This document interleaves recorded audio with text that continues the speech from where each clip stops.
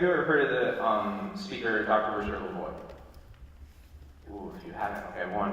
If you haven't, look him up. Dr. Richard Lavoie talks a lot about inclusion, and one of his great extras, you go on YouTube, put in poker chip and self-esteem.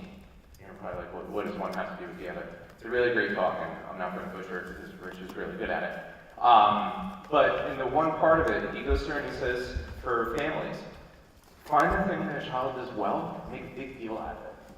And he has said, he's like, I don't care if the only thing the kid knows how to do is use a Phillips head screwdriver. Before that kid gets off the bus every day, you loosen every bloody scooter in the house. And you give them that screwdriver and say, you cop too, pal, because nobody does it like you. Okay? It's the same thing when we're working with our kids in schools, in our classrooms. Find what they can do well, make a big deal of it, and include them in that way. So a few assessments. Assessments in our school system is one of the biggest things, right? Biggest buzzword. Assess, we need data. Is this thing still on? I'll get it on. Okay. No, we're good. I'm not used to it with microphone. That's okay. All right. One of the main assessments, I mean, our company and myself, I work a lot with children on the spectrum, but we work with a variety of other disability categories as well. But one of the main areas, which is nice, how many of you like to have those nice cookie cutter, great, here's a lesson plan, I can go and go do what I need to do? Come on, we're holding there, right? And we kind of adapt it from there. Well, Eden Autism, how many of you are familiar with the Eden Institute in New Jersey? Okay. Phenomenal facility. If you ever have an opportunity to go, to tour it, do professional development with them, go for it. But they have a nice assessment and curriculum that's specific for phys ed and recreation and leisure skills. Okay. The nice thing about this is it becomes a collaborative process between us as BCBAs to come in and help assess your students, and work collaboratively with you all as phys ed teachers to be able to design a nice curriculum and lessons for these students, and to help provide you with the support and training on how to be able to teach these skills. Okay? Another one, this one, as BCBAs we do it, it's called the ABLES. There are a variety of, this is primarily for language and academic skills, but there is a subsection within it that looks at finding gross motor abilities, as well as play-based recreation leisure skills.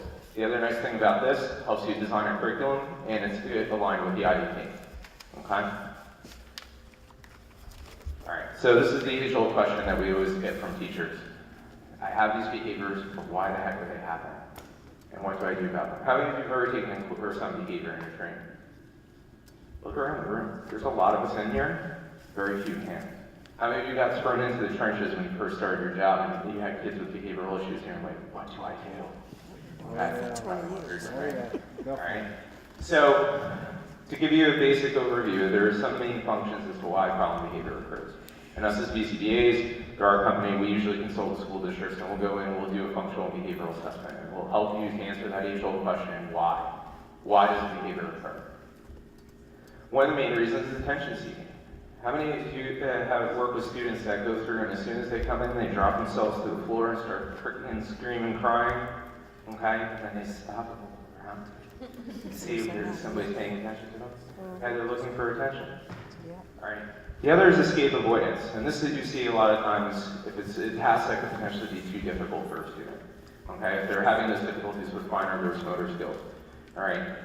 Escape avoidance is exactly as it sounds. They don't want to do the task, so we're going to engage in a problem behavior to hopefully get out of it, so we don't have to do it anymore. The other is the sensory piece. Sensory is a huge aspect of it.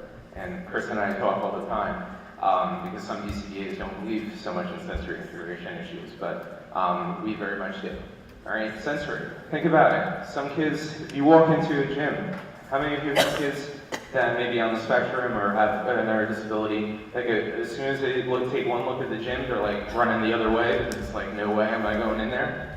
Or how many of you have ones that as soon as they come in, they're like, ooh, free space, let me go run around. Okay? That's sensory. Okay, and it's also environmental stimuli that's overexerting their system. All right. Others gain access to tangible items or preferred activities. How many of you actually already have like a bunch of basketballs all out and set up in your gym as soon as kids come in? Right? How many of you have kids that immediately run over and say, I want this, and I'm going to run around, and you're going to have to chase me to try and get away from it? Okay. That again, they want the access to it, but it may not be at the appropriate time. The other is medical. Okay, this is a big piece. Quite a few kids that I've worked with over the years have seizure-based disorders. Okay, I've had kids that have become aggressive before and after seizures. It's medical. Okay, it's something that they can't control. When in doubt, we always want to rule out any sort of medical issue. And then, how many of you work with clients that are more emotional or behavioral disorder? Okay, power and control is a big one for you. Right? They want to pull you into that power struggle. Okay.